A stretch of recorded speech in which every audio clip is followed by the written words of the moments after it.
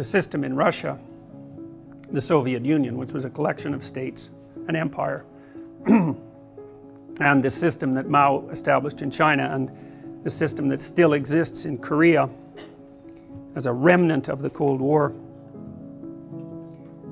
and systems in Southeast Asia and in Africa, were all predicated on Marxist presuppositions,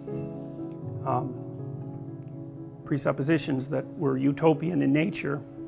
Property was held in common and everyone had enough, and everyone was called upon to do what they could, right, from each according to his ability, to each according to his need, which is a lovely sentiment, and you can imagine how it would be attractive even intellectually, because of course other systems, all other systems, produce vast disparities in income.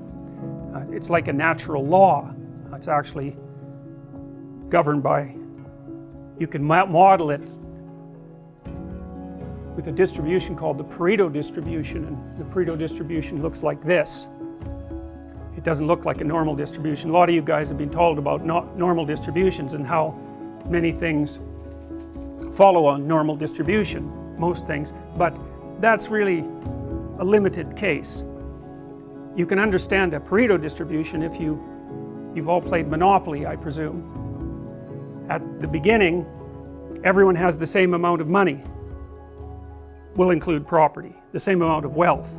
Then what happens as the game progresses, and really as a function of chance, I mean, I know you have to use your head a little bit in Monopoly, but the basic rule is just buy everything you can get your hands on and then trade meanly, something like that. So at the beginning everybody has the same amount, and then as you begin to play, if you had enough players, you would develop a normal distribution, because some people would win relatively consistently and some people would lose relatively consistently, and so the money starts to be distributed in a normal distribution. But the thing about money, and the thing about lots of things, is that zero is involved, and zero is a weird place, because if you're playing a trading game and you hit zero, then you're done. And it's very hard to recover from zero, and you know, it's really hard to recover. You know when you're doomed in Monopoly. You know, you can tell. You've got some resources, but there's going to be some crisis when you land on some hotel, and you're going to get wiped out. You know it. So there's a point at which you're headed for zero, even if you have something. You know, and you might be rescued by luck, but you know when you're doomed. So what happens is that as you continue to play Monopoly, more and more people stack up as zero, and fewer people have more and more money, and when the game is over, everyone has nothing except one person, and they have all of it. Now the funny thing about that is that in some sense that's how trading games work. You know, you might wonder why there is inequality in a society. And it's easy to consider that it's because the society is corrupt, and perhaps, you know, societies are somewhat or horribly corrupt. That's the variation. There's no society that's without its criminal element and fixed element. Anyways, trading games tend to produce a Pareto distribution, so that very many people have very little, and a tiny minority have a tremendous amount. That's the 1% that you hear about, right?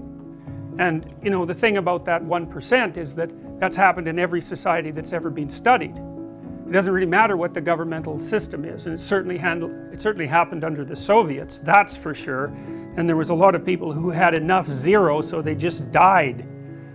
So, you know, the utopian dream was completely unimplementable for a variety of very complex reasons. One is that it's very hard to fight against that distribution pattern when people are trading, because mere statistics will do that. And then there's other things that, and I should tell you as well that the Pareto distribution governs a lot of things. So like if you look at books, if I remember properly, last year there was something like 1 million English language books published.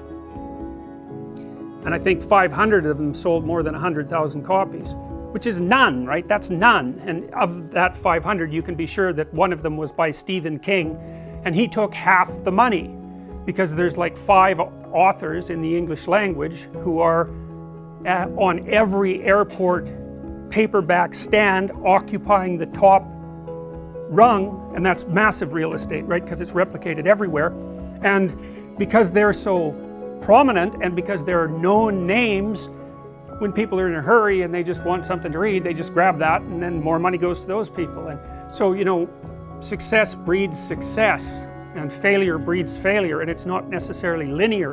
And that's a really difficult thing to deal with, and it's hard on societies, because one of the things we do know is that, you know, as you stretch out the inequality, you make men, particularly on the lower end of the distribution, more and more likely to be aggressive. It's sort of like, you imagine every man has a threshold for violence, and status is important to men. Not that it's not important to women, but it's different. It's a different kind of status. Status is important to men because it's one of the things that makes them marketable as partners to women. So it actually turns out to be quite important to men. The men tend to compete with one another for status, hierarchy position. And in a really unequal society, if you're like a low rung guy, then, and you don't have any opportunity to rise because the society isn't structured so that there's mobility, then the more aggressive guys tend to turn to criminality.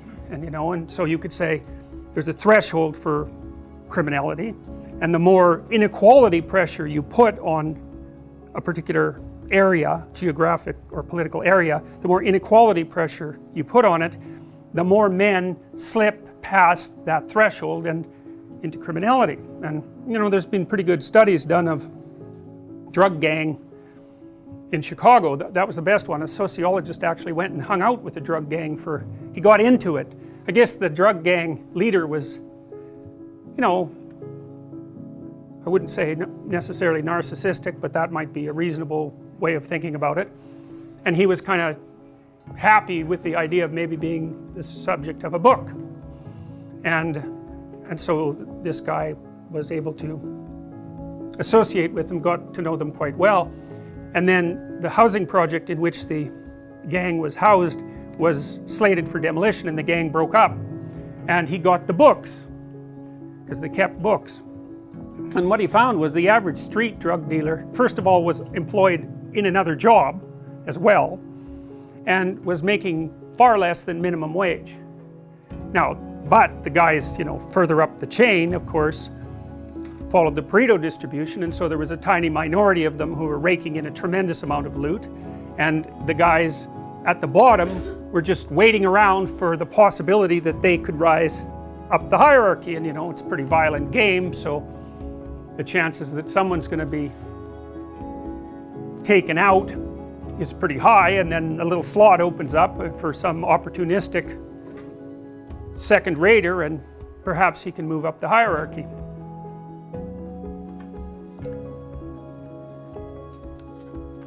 So the Pareto distribution governs all sorts of other things too. I mentioned it governs the popularity of books, the sales of books, but it also characterizes the distribution of everything that people produce. So if you think of creative production of any sort, artistic production, industrial production, it doesn't matter. Almost everything fails, and a few things succeed beyond anyone's wildest imagination. Apple's a good example of that. I mean, the iPhone, they have their competitors, but it's an extraordinarily dominant product, and they rake in billions of dollars. I don't know if Apple is valued at $1 trillion, but it's close to that, and that's a lot of money. And I think, if I remember correctly, it's something like this. I probably have the figures wrong, but like the top 40 people, the richest 40 people in the world have as much money as the bottom 2 billion. Right? Now, you know, it's not like they're stuffing their mattresses with that money, or they have a skyscraper full of cash. That money is out in the economy doing whatever money does. So you know, you can't spend $28 billion. So, and sometimes you can even do some good with it. You know, Bill Gates seems to be doing something reasonable with his money. But the reason I'm telling you this is because one of the things you should know is that this proclivity for inequality is pervasive among the creative products of human beings.